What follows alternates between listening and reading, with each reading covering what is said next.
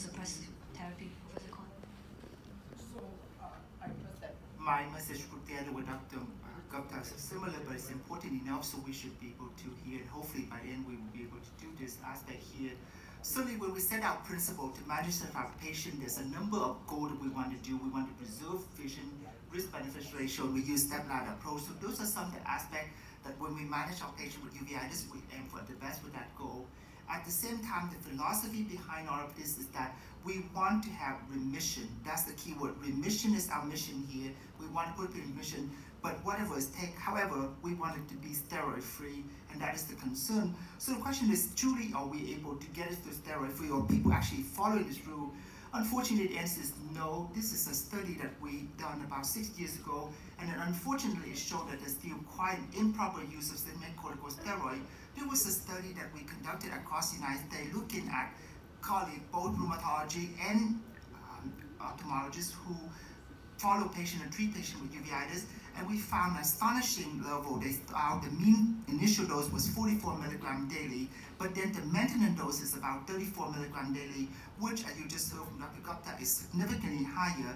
And it's very sad to see that even in this era, in this thing, despite multiple lectures, that has been a concern that we have, and we definitely want to get this point across that we don't want this high level is 75% of the colleagues there who treat patients regularly do not follow any of this guideline, either from the International Uveitis Study Group or from the American Uveitis Society, and that's a very sad part that we have seen. So this is a real problem in this century as well.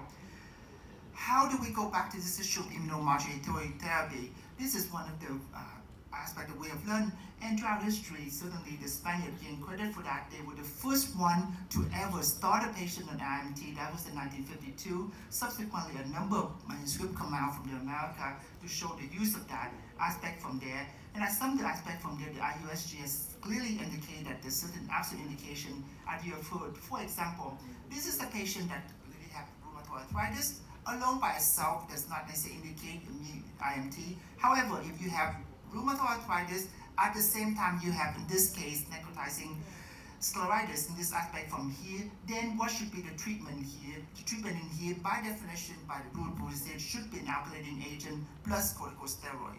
So together here, we were able to save the patient's life as well as the vision as well. So this is important.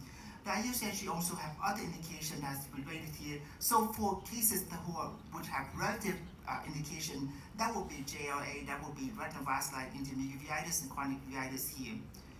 The AUS has also come up with different recommendations as well to see when we need the IMT for this aspect. For example, there are conditions that in order to practice medicine correctly, properly, and for your own protection from a legal point of view, these are things that we should and must start with that. For example, GCP is one of them, the polyarteritis nodosa, lupus that we mentioned by Dr. Gupta in there. This is when we need to start immediate IMT from this aspect. So this is a patient, that a 24-year-old man who has presented with us with bilateral retinal vasculitis, and this is this left eye in there with exudated with vascular chain in this aspect from fluorescein angiography, showed this leakage, or also put the diagnosis away at the chat. So what do we do in this case here? By definition, because of that, by the other study, we show we should start this patient on a TNF-alpha inhibitor plus corticosteroid, and that should be the standard of care for this patient in here. Then the next group so the first one is the must group, the next one is the should group that we counsel on that, and that will begin, for example, like this patient with serpiginous choroiditis, that we should, once we have ruled out infectious causes, that we should begin the therapy with IMT. And then the third category will be those that will be maybe. So you have the must, the should, and the maybe considered for that. And that will be cases, for example, like sarcoid. Why sarcoid? Because we know many cases of sarcoid often respond quite well to just corticosteroid alone. So we can need to do, but then we shouldn't do that from this aspect from here. So how do we begin all of this aspect? How do you treat this aspect from here? So if you're not comfortable with treating this, then the things that you should not keep the patient, but rather refer the patient to someone or partner with some colleague in order to help you with that.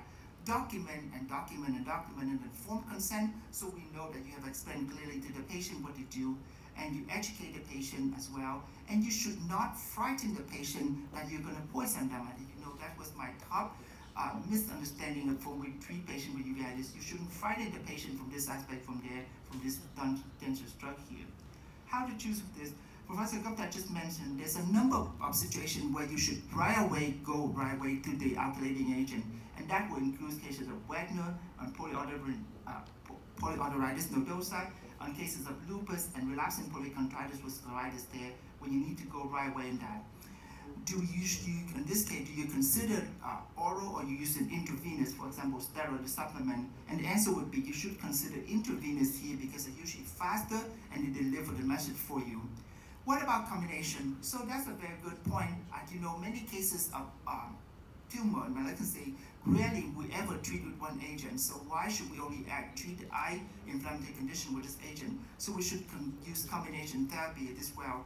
So there's certain combination that's often used. You combine antimetabolites such as methotrexate, azathioprine, or mycophenolate with a calcineurin inhibitor with that such as cyclosporin. So that's one good combination. The other one is the biologics combined with an antimetabolite. That's another combination.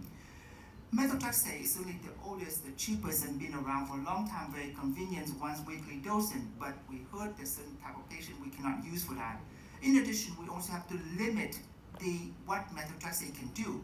Methotrexate is often used for JAA, for example. However, we should recognize that only about 60 to 70% of subjects will respond. So when you don't see the response, don't just wait there. Move along if it's not effective, and therefore use another agent. We should never just use high dose of steroid long term, because that's very dangerous for the patient in this aspect. What about trouble? We have already emphasized several points, but we're good to remember. Do they cause development of cancer? The answer is not really. No data have shown it yet, and they're not, the ratio is actually less than the typical general population.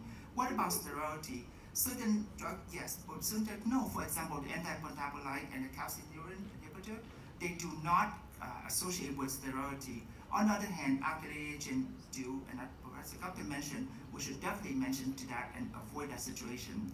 What about the biologic in there? Are they better or less risky than the conventional IMT? The answer is no. They are additional gun in the one that we have in our hand to use, but they cannot replace the conventional immunosuppressant, and they certainly are not necessarily better. They just act by different mechanisms. So they're different and with some advantage. The advantage is that they're selectively rather than globally immunosuppressed, and that they can give an episodic, for example, monthly rather than a daily, and a low risk profile.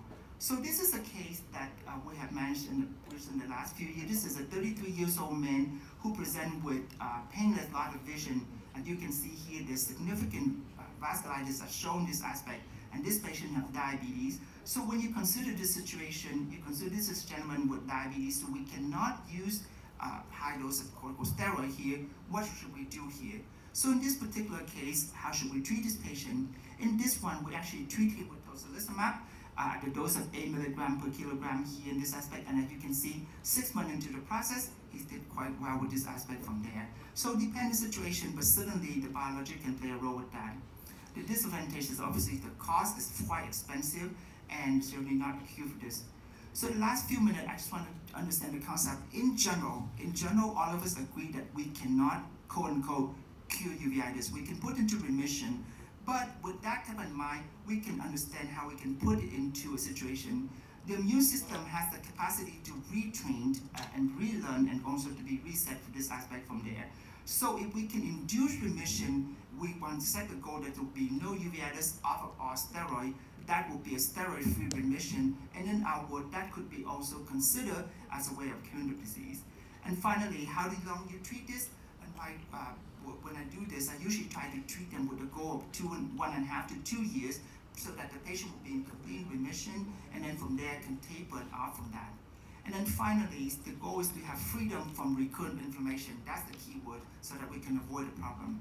Overall, over the last 2 decades, we have seen that the role of IMT have definitely lead to controlled inflammation in a number of conditions, from pemphigoid to Burchard to serpiginous to ponsonoritis, a number of things. And certainly with that, we certainly can achieve success for our patient. Thank you for your attention. Thank you very much, Professor Quan. Can we put back up the